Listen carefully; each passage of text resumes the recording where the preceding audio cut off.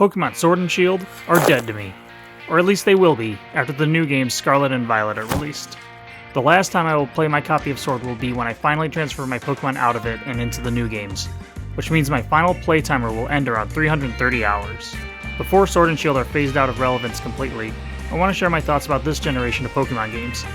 I've spent a lot of time in the Galar region, and it's weird knowing that I'm going to be perfectly okay with never playing these games again, but that's just how the Pokemon franchise is anymore.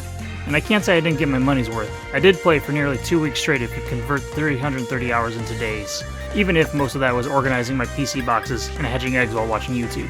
And speaking of YouTube, it'd be really great if you left a like on this video and press that subscribe button. This is a more personal and informal video essay than my usual content, so if it's something you jive with, let me know in the comments below. Sword and Shield released November 15th, 2019. This is the first big game I opted to buy the digital version of over the physical cartridge. It made the game very convenient to play, but I do miss having the physical cartridge on my shelf. I met up with my friends for the midnight release. As you can see, getting photos of ourselves playing Sword and Shield when it came out was not top of mind. I think we just have this pic of a couple TVs standing side by side, but I think it captures the vibe. Avoiding the spoilers leading up to it really paid off, because discovering things with my friends was really fun. We discovered this abomination together and lost our shit. It's so ugly, but we liked it. Regional forms are becoming a highlight of the franchise for me. I might be a Gen 1er, but remixes of the old guys are cool. Standouts for me this generation were Galarian Weezing and Galarian Slowbro. Weezing was always one of my favorite Pokemon, and its makeover made me break my rule about buying and wearing video game merchandise in public.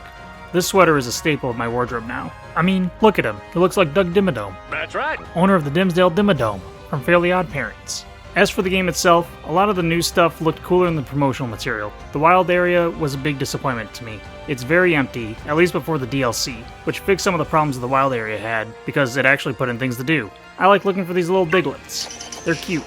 Having Pokemon following you is neat, but to me, it's not essential.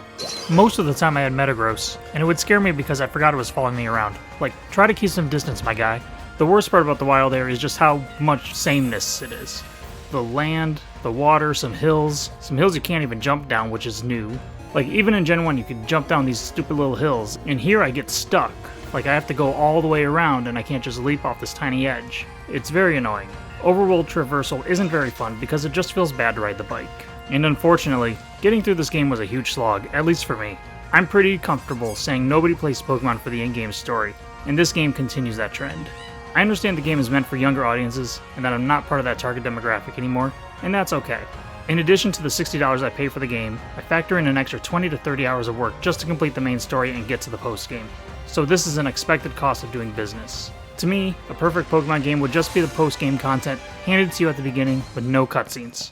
However, I do have to say, one bright spot of this story was the gym battles, mostly because the battle music slaps. The music in this franchise has always been good, iconic even, but this battle theme immediately hooked me.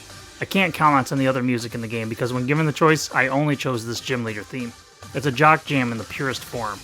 The music and the general aesthetic of these games lean into the theme of sports spectacle. There's this whole football stadium location that you see a lot when you battle, and I think it pulls it off really well, especially with the main gimmick of this generation, Dynamaxing.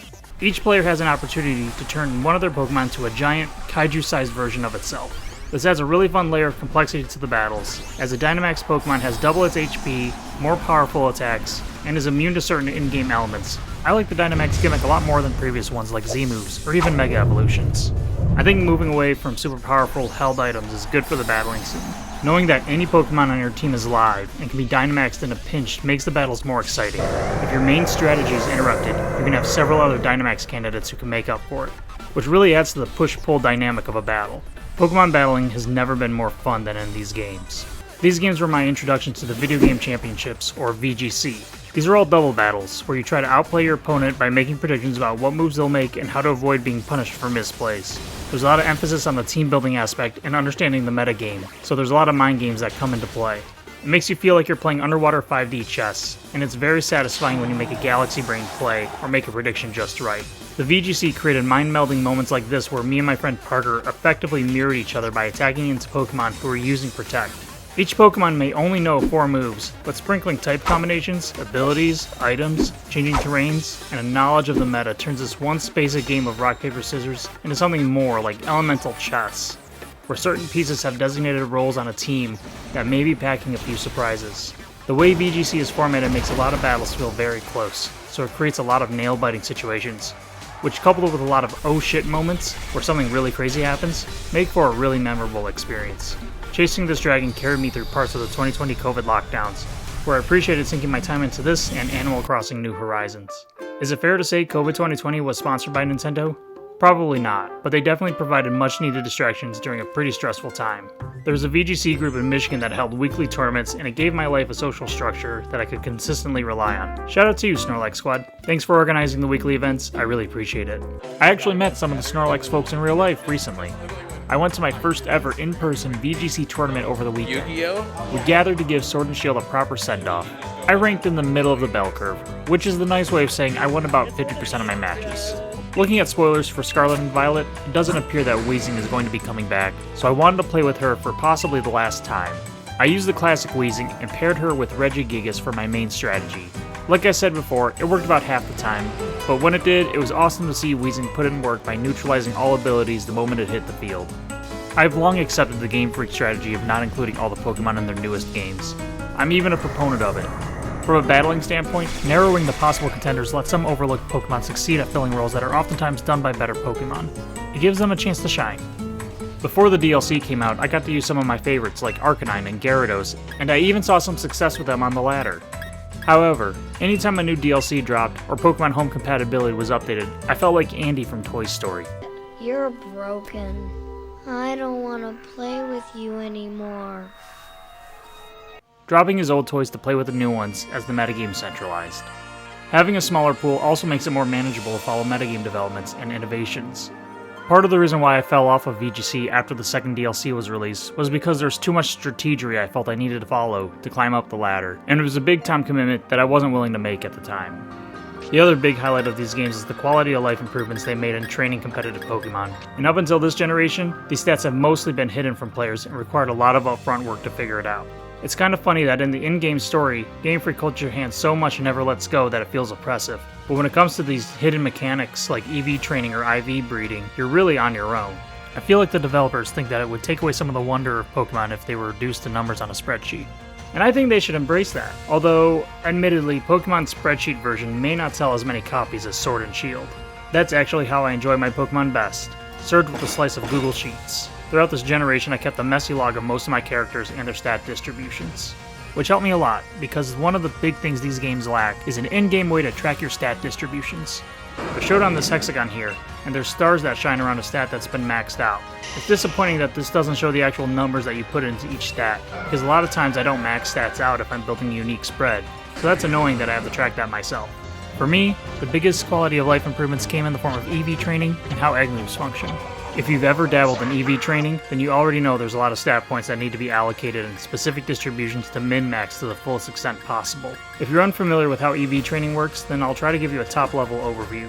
Every Pokemon has its base stats, but they're also given additional stat points that can be distributed in any way you like. So if you have a Pokemon like Entei, and you want it to be a physical sweeper who hits hard and fast, then you can max out its attack and speed by just training in those areas. In past games, you would have to farm dozens of specific Pokemon to get the stat bumps you're looking for. I first learned to EV train in Diamond and Pearl, where to train the attack stat, I had to fish in this spot until I had battled 126 Seakings or Gyarados. I checked off each battle until I was done, and then I had to do it again, but for the speed stat. This took hours, and doesn't include all the time spent planning and hatching eggs. And the only way to check your progress on your EV training is to get an effort ribbon, but that only tells you when you're done, and it doesn't tell you how your stats are distributed. So if you messed up along the way, you're kind of screwed and have to start from square one. Again, not having an easy guide is so unnecessarily annoying. Like I know this Entei has 4 HP EVs, but if I'm just going by the hexagons, I have to squint and second guess myself. As you can tell, this really bugs me, and I hope it's something that's addressed in future games. Like all they would have to do is include a fraction on the stat page. That's it. Sword and Shield improved this training process bigly. Instead of farming Pokemon for hours, you can check them into the Pokejobs program at any Pokemon Center. There, you can leave up to 10 Pokemon at a specific job site for up to 24 real-world hours, and once they've emerged, they would have a big chunk of their training complete. When paired with power items and a glitch that lets you skip forward in time, it's possible to fully EV train a Pokemon in just a couple minutes. Egg moves used to be a giant pain in the Mudbray. Back in the day, if I wanted to put a move like Wish on an EV evolution, I'd have to find a parent Pokemon from another species that could learn it. In this case, all the candidates were unable to learn it naturally, and had it listed as an egg moves on their own, which meant that I would need to find another parent from another egg group and see if I could find it there.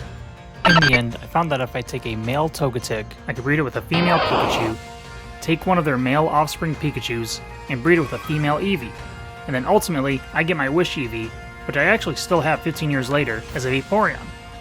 In Sword and Shield, I'd have to follow the same path, but with one big exception. In the old games, if your Pokemon were to forget an egg move, then they wouldn't be able to relearn it, so you'd have to start the breeding process over again if you want it back. In these games, you can pass egg moves to a fully grown Pokemon. Now you just need to have an empty move slot on the Pokemon you want to learn the move, and leave it in the daycare with another member of its species who already knows the move. Bada boom, bada bing, you have an egg move, and you didn't have to start from scratch. This was a huge time saver for me, and I even have a box dedicated to just parents with egg moves, so I never have to worry about losing them. A lot of these little things add up to make the most enjoyable Pokemon breeding experience I've had so far. I guess Game Freak can really make this as easy or as difficult as they want, so I'm not sure how much credit to really give them. There's still obvious improvements to be made, and I'm not sure why they still insist on putting barriers up to the actual systems. It doesn't have to be as easy as punching in numbers into Pokemon Showdown, but it also doesn't need to be as obfuscated as it is. This part is subjective, but the most endearing quality to me about Pokemon games is that when you boil them all down, it's a highly sugar-coated work simulator. There's a lot of actual work being done between the research, the prep work, even getting through the main story is laborious. Unless I'm riding the bike catching eggs, I actually spend most of my time in these games buried in menus and juggling items. The payoff for me is the satisfaction of a job well done. Making a plan and executing it your way just feels good in a way that the sliders of third-party battle simulators don't, because they just give it to you. There's little upfront work beyond team research involved there. You know, I take it back. Game Freak is right to keep all these competitive mechanics under the hood. Marketing Pokemon as a quote work simulator is a harder sell than collect cute critters. And speaking of marketing Pokemon games, if you ever wondered why Nintendo stopped using the slogan "Gotta catch 'em all," then you're not alone. I have a whole video on my channel about the famous slogan and the circumstances leading up to its abandonment. And if you like it, please press that like button and consider subscribing. It really means a lot. Looking forward to Scarlet and Violet. I hope they continue to keep battling excited with the new terrestrializing gimmick. Being able to change Pokemon types mid-battle will totally change up the competitive landscape, so it'll be a lot of fun getting used to it in the first few weeks and months while the metagame develops. Hopefully they continue to make EV training and breeding a mostly painless process. Like if they could include an in-game counter, or even a couple fractions next to the stat lines, I'd be happy. I'm fairly confident this is never going to happen, but I'd really like to see the Pokédex itself get fleshed out, so it's truly the encyclopedia of all things Pokemon that we were promised. Right now, it tells you some flavor text, general location information, lots of surface level things. I want the Bulbapedia website straight up implanted into the game, complete with moves learned at what levels, base stat information, and egg group information. Like I'm already playing with Bulbapedia or Cerebi tabs open on my browser anyway, it'd be the biggest quality of life improvement the game could make. But now I turn it over to you, dear audience. What have your guys' experience been with Sword and Shield? Are you going to miss the Dynamax mechanic as much as I am? What are you looking forward to the most with Scarlet and Violet? As always, I'd love to hear your thoughts in the comments below. Until next time, this is Adam from Baton Pass Gaming, signing out.